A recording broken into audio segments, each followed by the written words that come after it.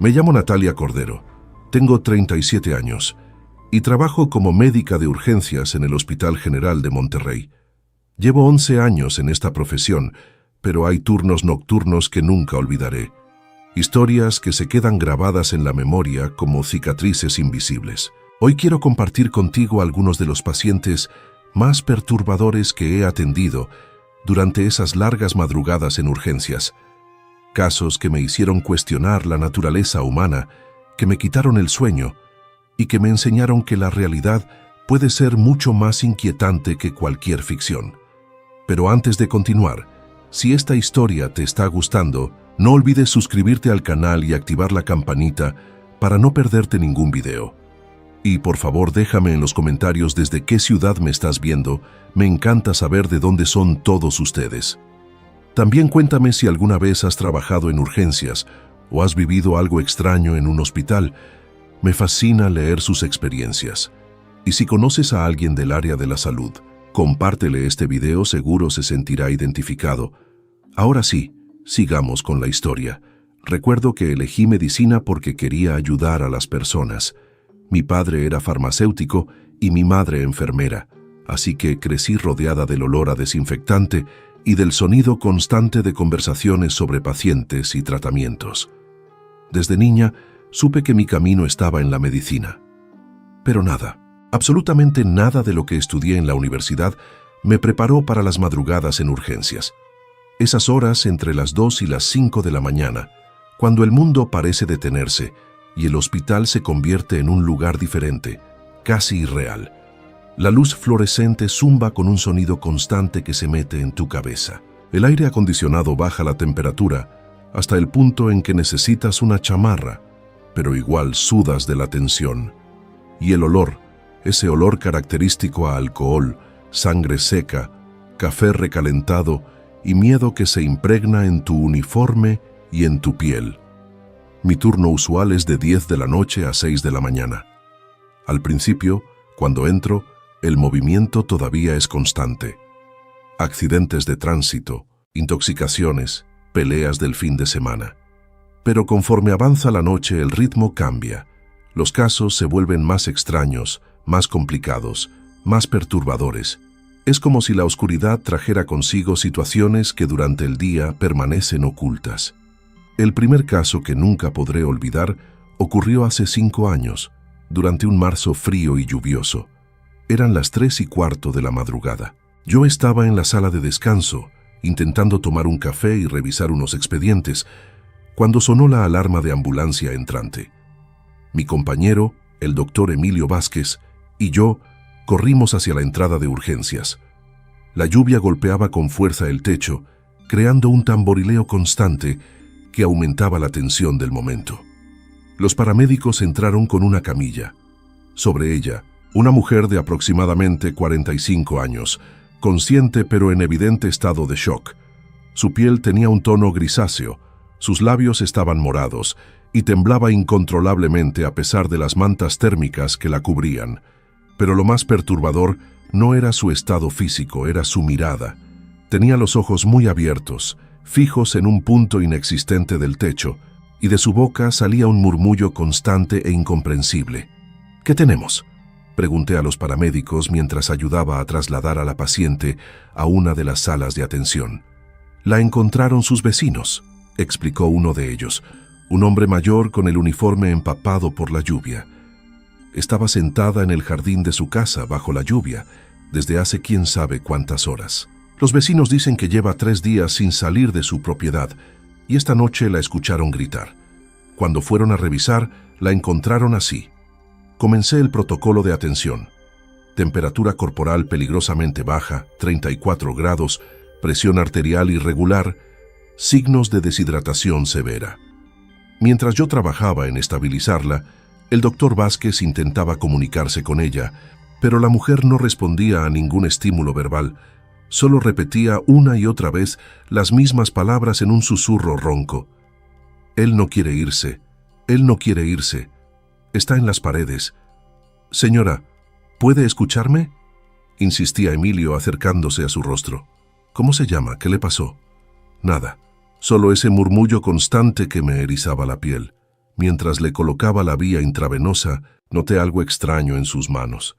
Tenía las uñas rotas, con restos de lo que parecía ser yeso o pintura bajo ellas. Sus dedos estaban llenos de pequeños cortes y rasguños, como si hubiera estado escarbando algo con desesperación. Después de casi 2 horas de trabajo, logramos estabilizarla. Su temperatura subió, su presión se normalizó, y poco a poco su mirada comenzó a enfocarse. Cuando finalmente pudo hablar con coherencia, lo que nos contó me dejó helada. Su nombre era Patricia, y vivía sola desde que su esposo había fallecido 2 años atrás por una enfermedad repentina. Según ella, durante las últimas semanas había comenzado a escuchar ruidos en su casa por las noches. Golpes en las paredes, pasos en el pasillo, el sonido de alguien arrastrando muebles en el piso de arriba. Al principio pensé que era mi imaginación, nos dijo con voz temblorosa, agarrando mi mano con una fuerza sorprendente. Pero cada noche se volvía más real, más fuerte, y entonces comencé a sentir su presencia, el olor de su colonia en mi recámara. Sus cosas aparecían movidas del lugar. Su taza favorita, la que yo había guardado, estaba de nuevo en la cocina con restos de café fresco. Hizo una pausa. Sus ojos se llenaron de lágrimas. Hace 3 días encontré el armario de su ropa completamente abierto y su traje favorito estaba sobre la cama, extendido, como si alguien estuviera a punto de ponérselo. Y en la pared del dormitorio, con su letra, había un mensaje escrito con marcador. Nunca me fui. Eso me rompió. Comencé a romper las paredes, convencida de que él estaba ahí, atrapado de alguna forma. Escarbé y escarbé hasta que ya no pude más, y salí al jardín bajo la lluvia, porque no soportaba estar dentro de esa casa.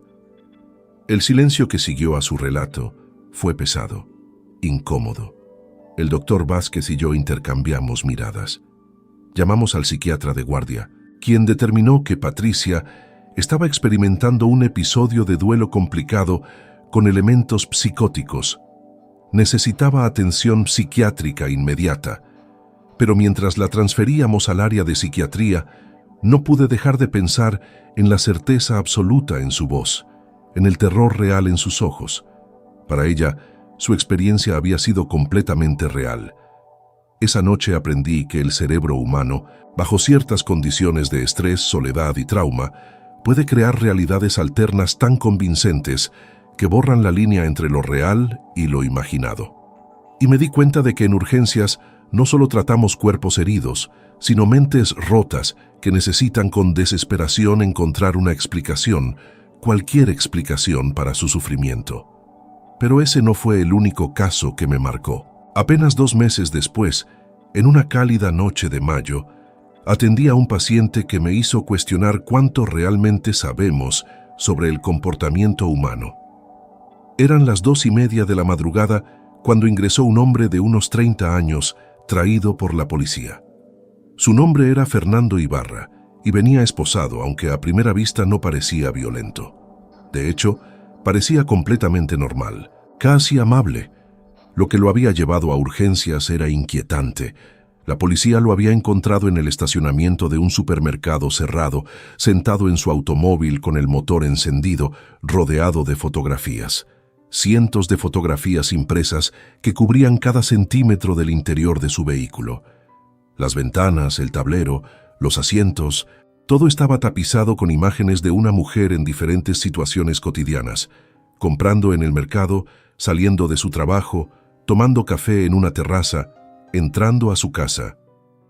¿Qué me puede decir de esto?, preguntó el oficial que lo había traído, mostrándome su reporte. No ha cometido ningún acto ilegal aún, pero es evidente que necesita evaluación psiquiátrica. La mujer de las fotos presentó una denuncia hace una semana por acoso, pero no había evidencia suficiente hasta ahora.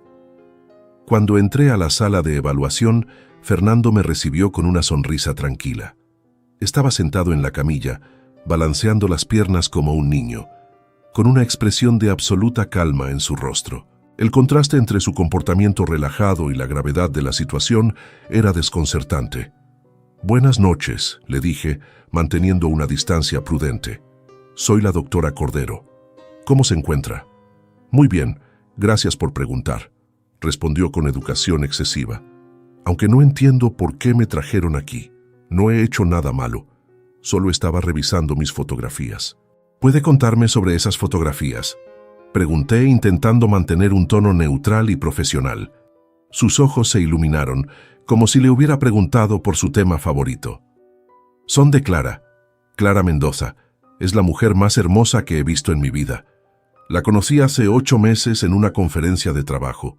Hablamos solo 5 minutos, pero supe en ese momento que ella era especial, que estábamos destinados a estar juntos. Desde entonces me he dedicado a conocerla mejor, a entender sus rutinas, sus gustos, los lugares que frecuenta. Es importante conocer bien a la persona que amas, ¿no crees? La forma en que hablaba, con total normalidad y convicción, como si estuviera describiendo una relación completamente sana y consensuada, era profundamente perturbadora. Le expliqué que lo que describía era acoso, que lo que había hecho era ilegal y dañino, pero él simplemente me miró con confusión genuina. No, doctora, creo que no me entiendes, dijo, inclinándose hacia adelante con seriedad. Yo no la estoy acosando, la estoy protegiendo, la cuido. Me aseguro de que llegue bien a su casa, de que no le pase nada malo. ¿Sabes cuántas cosas terribles podrían pasarle si yo no estuviera vigilante? El mundo es peligroso y ella lo necesita, aunque todavía no lo sepa. Pronto va a darse cuenta de que somos perfectos el uno para el otro. Solo necesita un poco más de tiempo. Pasé las siguientes 3 horas evaluándolo junto con el psiquiatra de guardia. Fernando presentaba todos los signos clásicos de erotomanía, un tipo de trastorno delirante en el que la persona cree firmemente que otra persona, generalmente de un estatus social superior o inalcanzable, está enamorada de ella. En su mente distorsionada, cada acción neutral de Clara, cada mirada casual, se transformaba en una señal secreta de amor correspondido. Había construido una narrativa romántica completa basada en una conversación de 5 minutos. Lo más aterrador era su capacidad para funcionar normalmente en todos los demás aspectos de su vida. Tenía un trabajo estable como ingeniero, pagaba sus cuentas, mantenía relaciones cordiales con sus vecinos, pero en lo que respectaba a Clara, su percepción de la realidad estaba completamente rota. Era incapaz de ver que sus acciones causaban miedo y angustia. Para él, era una historia de amor épica, que simplemente necesitaba más tiempo para desarrollarse. Finalmente, fue ingresado para tratamiento psiquiátrico obligatorio y se emitió una orden de alejamiento permanente. Pero esa noche me quedé pensando en Clara, en el terror que debió sentir al descubrir que durante meses un desconocido había documentado cada aspecto de su vida, en cómo algo tan simple como una conversación educada en una conferencia se había transformado en una pesadilla para ella, y en cómo la mente de Fernando había creado una realidad alterna tan sólida que ninguna evidencia lógica podía penetrarla. Estos casos me enseñaron algo fundamental sobre trabajar en urgencias. Aquí no solo tratas con enfermedades físicas o accidentes, tratas con el lado más oscuro y complejo de la experiencia humana, con traumas que se manifiestan de formas impredecibles, con mentes que se quiebran bajo presión, con realidades que se fragmentan hasta volverse irreconocibles. El siguiente caso que nunca olvidaré ocurrió en octubre, durante una noche particularmente fría y ventosa. El otoño había llegado con fuerza a Monterrey y el viento que se colaba por las puertas automáticas de urgencias traía consigo el olor a lluvia próxima y hojas secas. Eran las 4 de la mañana, esa hora en la que el cansancio se acumula en los huesos y cada minuto parece arrastrarse con lentitud dolorosa. Ingresó una joven de 24 años llamada Valeria Soto. Llegó caminando por su propio pie, acompañada de su novio, quien se veía más nervioso que ella. Lo primero que me llamó la atención fue su extrema delgadez. Su piel se veía casi transparente, estirada sobre los huesos con tanta tensión que parecía a punto de romperse, pero sus ojos brillaban con una energía frenética, antinatural, que contrastaba completamente con su cuerpo demacrado. «Necesito que me den algo para dormir», dijo de inmediato, con voz agitada. Llevo 8 días sin poder dormir ni un solo minuto. Literalmente ni un minuto. Su novio, Andrés, asintió con preocupación. Es verdad, doctora. He estado con ella todo este tiempo. No cierra los ojos ni por un segundo. Al principio pensé que exageraba, pero la he visto. Incluso cuando la acuesto y le pido que descanse, se queda con los ojos abiertos, completamente despierta. Está empezando a tener alucinaciones, a decir cosas sin sentido. Estoy muy asustado. 8 días sin dormir. Si eso era cierto, estábamos ante un caso médico extremadamente grave. La privación total del sueño por periodos tan prolongados puede causar daños neurológicos severos, alucinaciones intensas, y en casos extremos, la situación puede volverse crítica. Inmediatamente ordené una serie de análisis y comencé el examen físico. Su corazón latía de forma errática, su presión arterial estaba peligrosamente elevada y su temperatura corporal era más alta de lo normal. Temblaba constantemente, sus manos no podían mantenerse quietas ni por un segundo, pero lo más perturbador eran sus ojos. Cada vez que yo intentaba examinarla, ella movía la cabeza bruscamente, mirando hacia las esquinas de la habitación, como si viera algo que yo no podía percibir. «Están en todas partes», murmuró de repente, interrumpiendo mi examen. «¿Tú no las ves? Las sombras. Se mueven por las paredes, por el techo. Me siguen desde hace días. Por eso no puedo dormir. Si cierro los ojos me van a atrapar». Las alucinaciones visuales eran esperadas después de tantos días sin sueño, pero algo en su tono, en la absoluta certeza de su voz, me produjo un escalofrío. Andrés tomó su mano con suavidad. «No hay nada ahí, amor. Ya te lo dije. Son solo alucinaciones por el cansancio. La doctora te va a ayudar». Mientras esperábamos los resultados de los análisis, me senté a hablar con ambos. Necesitaba entender qué había desencadenado esta situación. Andrés me explicó que todo había comenzado de forma gradual. Primero fueron noches con pocas horas de sueño, algo que Valeria atribuyó al estrés de su trabajo como diseñadora gráfica, donde tenía que cumplir con plazos muy ajustados. Luego las horas de sueño se redujeron más y más. Tomó pastillas para dormir de venta libre, pero no funcionaron. Probó con remedios naturales, tés de hierbas, meditación, nada la ayudaba. Y entonces hace 8 días, simplemente dejó de dormir por completo. Continuó Andrés, su voz quebrándose ligeramente. Al principio parecía incluso con más energía, casi eufórica. Limpiaba toda la casa a las 3 de la mañana, cocinaba, trabajaba en sus proyectos, pero después de 3 días, comenzó a cambiar. Se volvió paranoica, decía que escuchaba voces, que veía sombras, y desde entonces, cada día que pasa, está peor.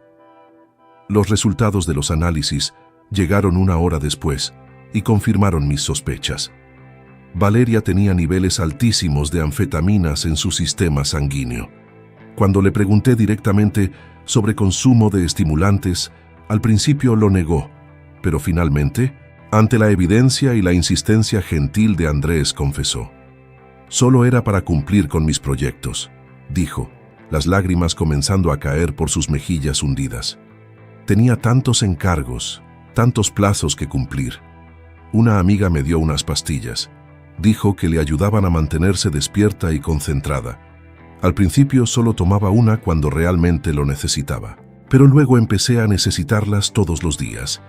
Y después varias veces al día. No podía parar.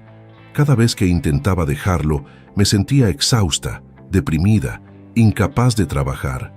Así que seguía tomándolas, y tomándolas, hasta que mi cuerpo simplemente dejó de poder dormir incluso cuando yo quería. Lo que había comenzado como una solución desesperada para manejar la presión laboral, se había transformado en una adicción devastadora que la había llevado al borde del colapso físico y mental. Su cerebro, bombardeado constantemente con estimulantes, había perdido completamente su capacidad natural para regular los ciclos de sueño. Y ahora, las alucinaciones y la paranoia eran el resultado de un sistema nervioso completamente agotado. El proceso de recuperación fue largo y complicado. Requirió hospitalización prolongada, medicación cuidadosamente controlada para permitir que su cuerpo volviera a dormir sin causar un shock al sistema. Y después meses de tratamiento para la adicción y terapia psicológica. Pero lo que más me impactó fue ver cómo una persona joven, talentosa, con toda una vida por delante, casi la destruyó completamente por no poder decir que no a la presión, a las expectativas, a esa voz interna que le decía que debía ser perfecta, productiva, incansable. Esa noche, mientras la veía finalmente dormir bajo supervisión médica en la unidad de cuidados especiales, me pregunté cuántas personas más están ahí afuera, destruyendo silenciosamente su salud mental y física en nombre de la productividad, de cumplir expectativas, de ser suficiente. Y me di cuenta de que estos casos, aunque parezcan extremos, son en realidad reflejos amplificados de problemas que muchos enfrentamos. La incapacidad de pedir ayuda, la normalización del agotamiento, la peligrosa idea de que nuestro valor como personas está ligado a nuestra capacidad de producir sin parar. Hay otro caso que me persigue hasta el día de hoy, uno que ocurrió en diciembre, pocos días antes de Navidad. La ciudad estaba decorada con luces de colores, y hasta en el hospital habían colocado un pequeño árbol navideño en la recepción de urgencias, intentando traer algo de calidez a ese espacio siempre frío e impersonal. Pero esa noche en particular, ninguna decoración podía aliviar la pesadez que se sentía en el aire. Ingresó un hombre mayor, don Alberto Fuentes, de 72 años. Lo trajeron sus hijos, 3 adultos de entre 40 y 50 años, todos con expresiones de agotamiento y preocupación. Don Alberto estaba confundido, desorientado pero no violento. Se dejaba guiar con docilidad, aunque constantemente preguntaba dónde estaba y por qué lo habían llevado ahí. Su hija mayor, Mónica, me explicó la situación mientras yo examinaba a su padre. Tiene Alzheimer avanzado, doctora. Lo diagnosticaron hace 4 años y hemos estado cuidándolo en casa. Pero esta noche algo terrible pasó. Mi hermano Luis fue a revisarlo como siempre hace antes de dormir y encontró a papá en la cocina, con todos los quemadores de la estufa encendidos, sin ninguna olla sobre ellos. La casa estaba llena de gas. Si Luis no hubiera ido en ese momento, si hubiera esperado 5 minutos más. Su voz se quebró y tuvo que hacer una pausa para recomponerse. Su hermano Luis continuó la historia. Cuando apagué las hornillas y abrí las ventanas, le pregunté a papá qué estaba haciendo, y él me miró con total claridad, más lúcido de lo que había estado en meses, y me dijo: «Ya es hora. Estoy cansado de ser una carga. Prefiero terminar esto ahora, con dignidad, a perder completamente mi mente y convertirme en un extraño para ustedes. Doctora, mi padre intentó provocar una situación grave, y lo peor es que parte de él todavía es consciente de lo que está haciendo». El silencio que siguió fue denso, cargado de dolor y dilemas morales imposibles de resolver. Don Alberto, en ese momento, me miraba con ojos vacíos, sin reconocer dónde estaba, ni quién era yo. El hombre lúcido que había tomado esa decisión desesperada ya no estaba presente. Había sido reemplazado por fragmentos de una persona que se desvanecía poco a poco. Sus hijos estaban destrozados.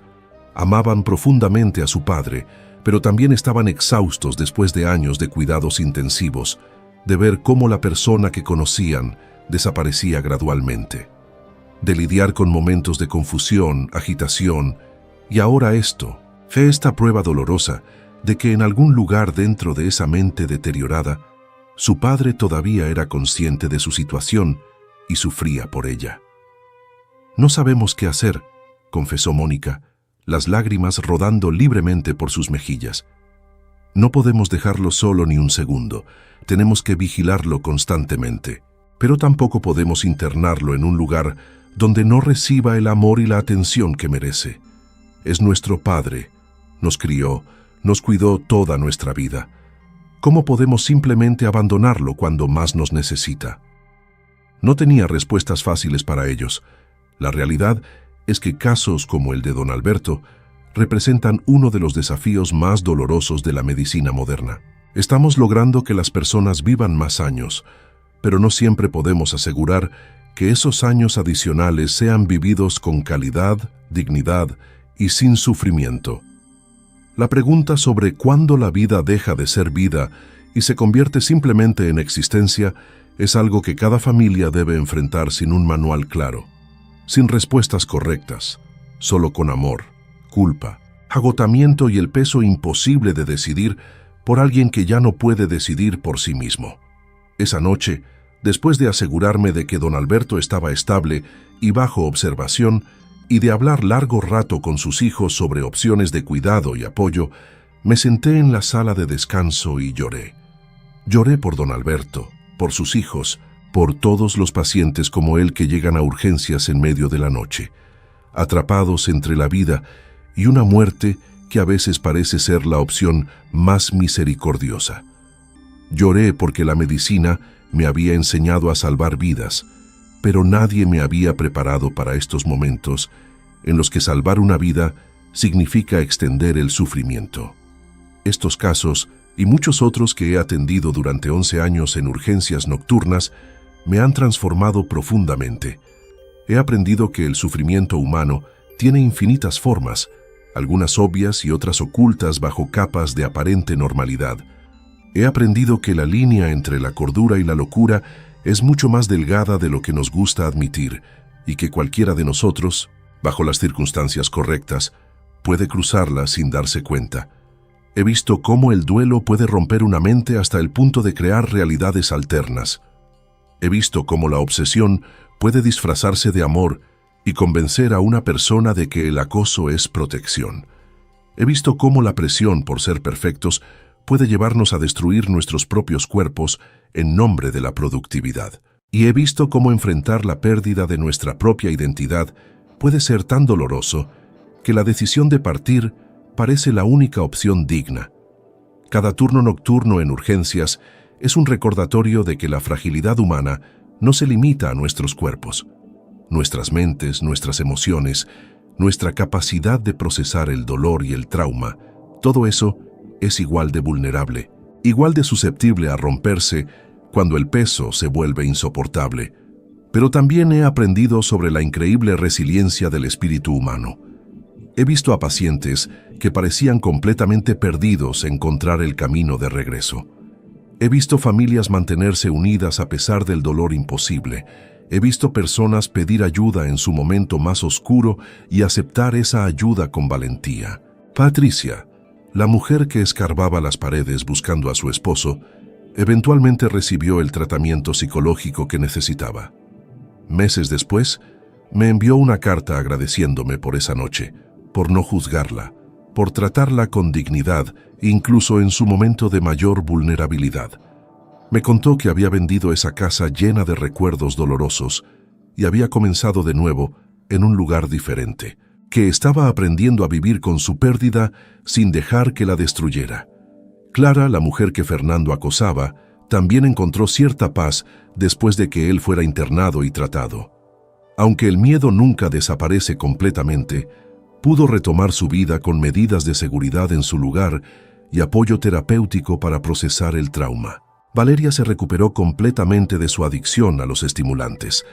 Tomó la difícil decisión de cambiar de carrera, de alejarse del ambiente que había contribuido a su situación, y ahora trabaja como maestra de arte para niños, un trabajo que ama y que no requiere que sacrifique su salud mental en el altar de la productividad. Y los hijos de don Alberto finalmente encontraron un centro de cuidados especializados donde su padre recibe atención profesional y amorosa, y donde ellos pueden visitarlo sin el peso agotador de ser sus cuidadores las 24 horas del día. Aprendieron que cuidar de alguien también significa saber cuándo pedir ayuda, cuándo reconocer que el amor no siempre es suficiente y que a veces necesitamos apoyo profesional. Estas historias me han enseñado que trabajar en urgencias de madrugada no se trata solo de medicina. Se trata de ser testigo de la condición humana en su forma más cruda y vulnerable. Se trata de sostener el espacio para el dolor, el miedo, la confusión, y hacer todo lo posible por ofrecer no solo tratamiento médico, sino también compasión, dignidad y esperanza. Cada vez que pongo mi uniforme y me preparo para otro turno nocturno, Sé que voy a ver cosas que me van a impactar, casos que me van a quitar el sueño, situaciones que me van a hacer cuestionar muchas cosas sobre la naturaleza humana y los límites de lo que podemos soportar. Pero también sé que voy a tener la oportunidad de hacer una diferencia en el momento más oscuro de alguien. Y eso, a pesar de lo difícil que puede ser, es un privilegio que valoro profundamente. Las madrugadas en urgencias son un mundo aparte, un lugar donde las máscaras se caen, donde la vulnerabilidad es inevitable, donde las historias más perturbadoras y más hermosas de la humanidad se entrelazan bajo la luz fluorescente y el zumbido constante del aire acondicionado.